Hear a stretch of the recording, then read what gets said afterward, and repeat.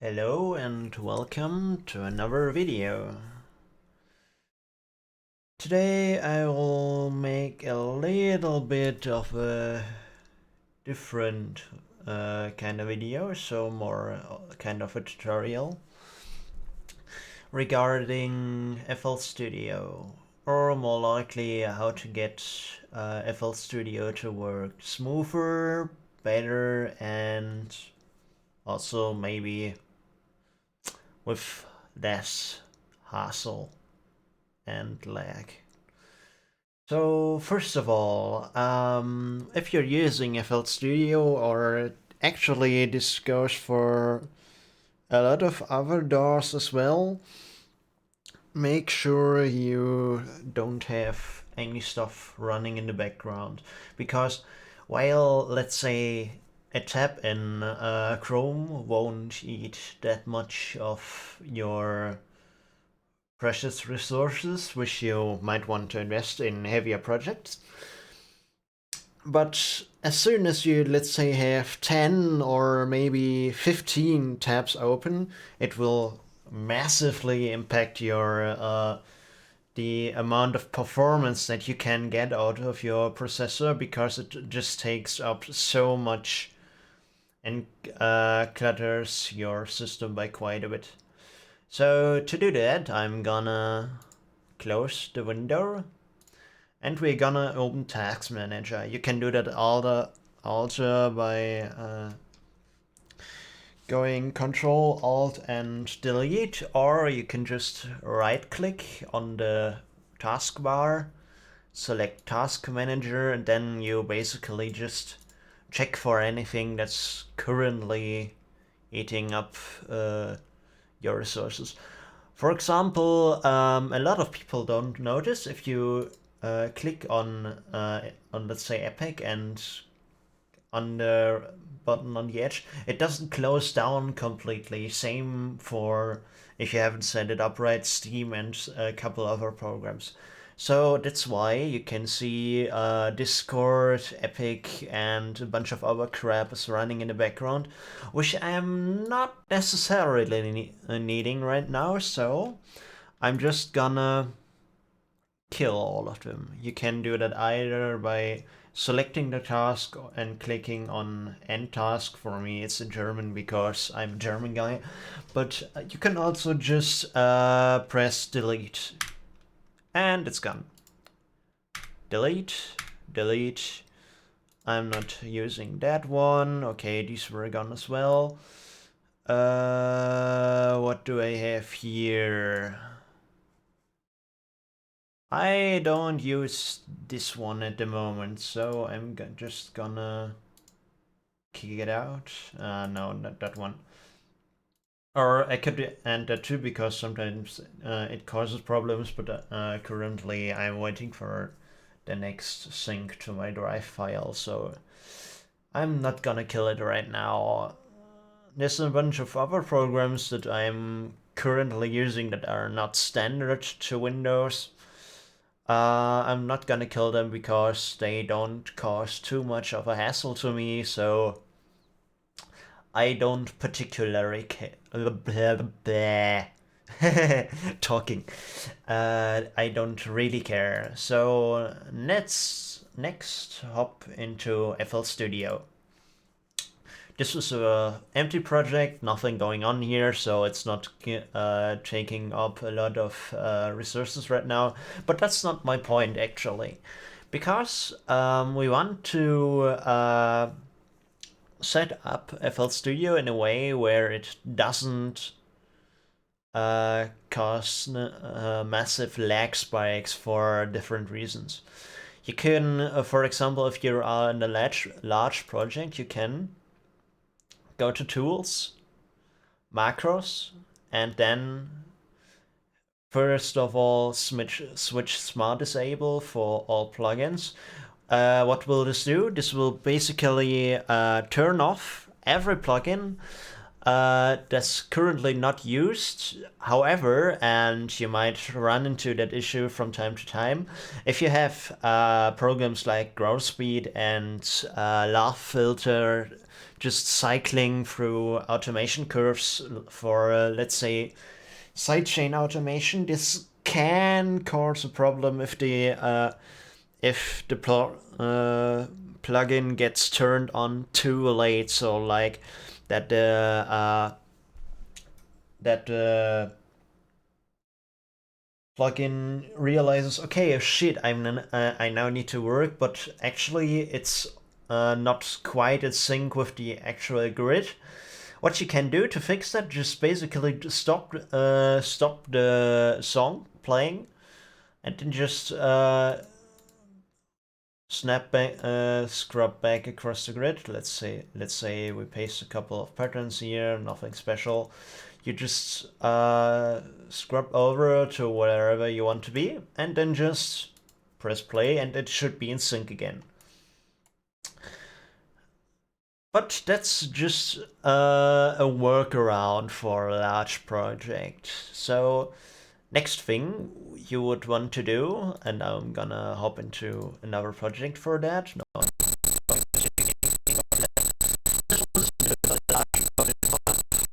nothing too scary, but you'll see there's a bit going on. Like, for example, I have a couple of things going on here. By the way, if you wanted this kind of stuff, just if you open the mixer, press up here, extra large, and then you can also select a couple of different things you want to see. For example, a compact plugin list or the cable routes if you need that. So let's hop in. Let's get back on track and hop inside the pattern storage. As you can see, I have a bit going on, a couple instances of silent, nothing too crazy. But what you will see, I have let me just scrub through all of the things. You will, if you watch closely, I haven't used one instance not, because if it's not there, it can't take up any space. So let's say if I was playing around with whatever, let's say Vital or something, but I ended up finding out that I really dislike it, I will, and you should probably do that too, just delete it afterwards, unless you're sure maybe I could use this idea later. Then you should just and then you should smart disable it instead. This you can also smart disable specific plugins by just going inside them, clicking on the little thingy up here, drop down menu, and then just smart disable it here. Also, always make sure that allow threaded processing is turned on. If it's turned off, that means that everything is going to be not really spread across your cores, but rather a few cores will have to do a lot while others are completely idle, and this will also maybe cause lag at some point. So next thing, if you're not recording, just playing back, this can help you also a bit. If you go into your audio settings via the options, you should first of all select the proper ASIO driver for any of your devices. I currently don't have the FL Studio and ASIO for All Studio drivers installed because I don't need them. But if you have a dedicated audio interface, for example, I'm using a UR22 by Steinberg, you want to look for a specific ASIO driver for the for your interface. But if you don't, use the FL Studio ASIO driver that comes with pre-selected in FL Studio. If you don't have it installed, just make an in-place upgrade. With what's that? You basically just take your you just install the same version again, and then while you select install, you just make sure. Let me show that for you real quick. Yes, do that, please. Yes. Okay. Okay, let me hop out real quick. No, I don't want to save any changes. So, okay, let's try that again. Yes, I want to do that. So, an in-place upgrade is basically just you're installing the exact same thing, just with, let's say, different settings. For example, if I want to install ASIO for all and FL Studio ASIO, I had them unchecked previously, but in order to get the full potential out of it, at least select the FL Studio ASIO one, and maybe also ASIO for all, if that's up to you. If you have that selected, just go into settings, migrate previous settings. This will make sure all your previous settings are like you left them, and then you can start where you left off. And then you can select FL Studio ASIO. I'm not going to do that right now. As I said, I don't need it. So I'm going to cancel this. Yes, I don't want this. And let's hop back into FL. Yeah. Where were we? Yes. Let's go back into the audio settings. If you are in the audio settings and you're just playing back, not recording, make sure your buffer size inside the audio driver is always set to the highest amount, which this will cause a little bit of latency. You can see that here. But it's not gonna cause a problem, and also if your buffer at some point just if your CPU can't keep up with the amount of work it has to do, it allows the audio to flow just a tiny bit longer before you have crackles and pops going on. Also, you might want to make sure that your sample rate is set to 40,100 because yeah, I'm not gonna go too deep inside that, but basically you want about double the amount of samples per any given time to your highest frequency. I normally cut around 20,000 hertz, so 44,000 is fine. If you want it a bit more high, if you want it at a higher resolution, you can always just select a higher value, but I would say don't go lower. However, if you select a very high one, this will also cause lag, and quite a significant bit. Always also set priority to highest. Normally it should be activated, but if it's not, then you can do that. Multi-threaded generator processing should be turned on as well as for the mixer. Smart disable is also turned on. And now we get into a little tiny tweaks. If you that's about the resampling quality inside the mixer.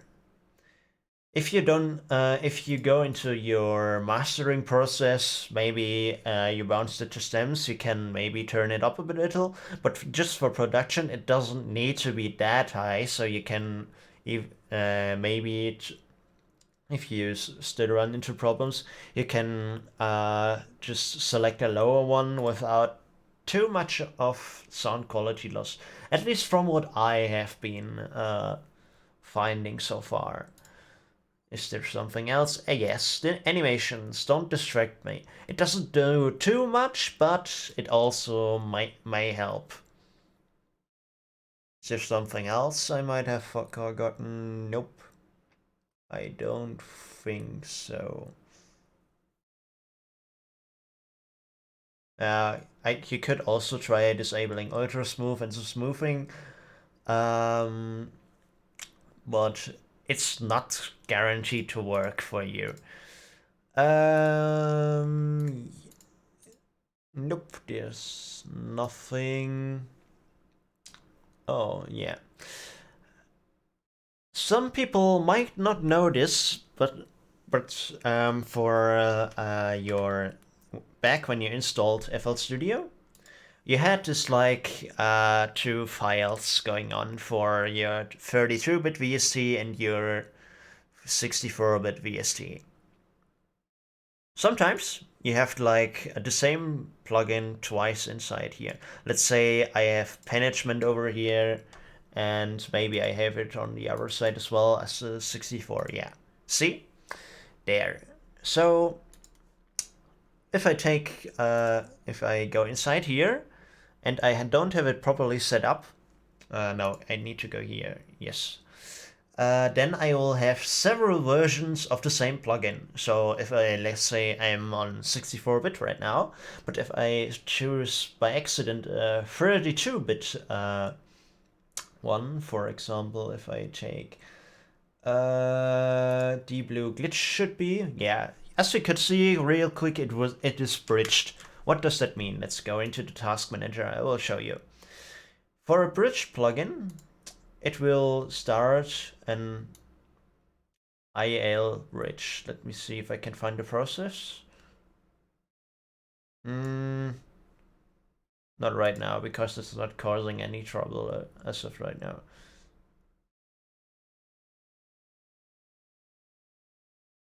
Yeah, it doesn't matter. But what FL Studio will do, because 32 and 64-bit are not compatible natively. So ImageLine just wrote a plugin called the EL Bridger that will basically just translate between 32 and 64 in either direction. So if you use the 64-bit plugin in the 32-bit version of it, of FL Studio, it will bridge it. If you use a 32-bit plugin inside of 64-bit FL Studio, it will also bridge it.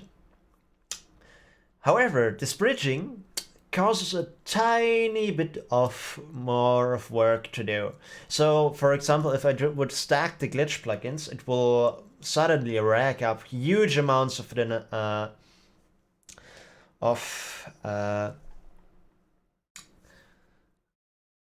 processing power just for converting between these two, which is a bit sad, but you can't really change it. In order to at least work around for it for most of the plugins, you can go into your Manage Plugin section, and you can try to find plugins. For example, here you can see for the FL Studio integrated ones, it's mostly already set up, that these 32 and 64 get combined and hence are interchangeable, which means that if you, for example, open 64-bit FL Studio, even if you selected a 32-bit plugin when originally opening the project, it will try to find a matching 64-bit plugin, so to decrease the amount of lag going on. So, for example, oh, and also always make sure that you have the latest and best things going, and the latest versions of your plugins going on, because it also will make things easier. In order to do that, let's I'm gonna I'm gonna use Alt to demonstrate this. Where are you? Then Alt x32. So I will order them back into the right directory when I do that, so I can show you. And let's do the same over here. It's already named like that. Find more plugins, so it gets rid of it in the playlist. What I can now do, I will throw it back in. I hope it doesn't do it right away, so I can show you how you can set it up yourself. Okay, it automatically combined these two, but sometimes it doesn't. So for example, then you have like two or let's say even three instances of the same plugin going on.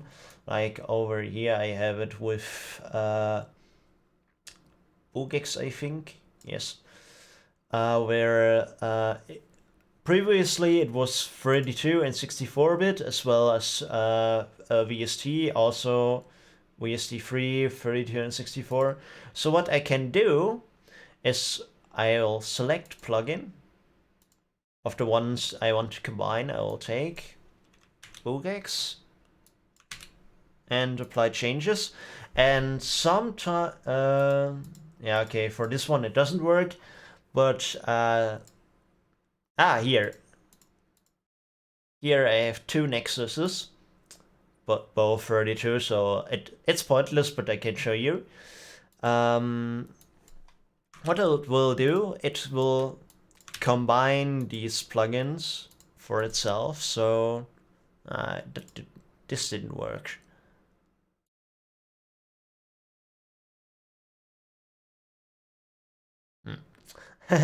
You can't.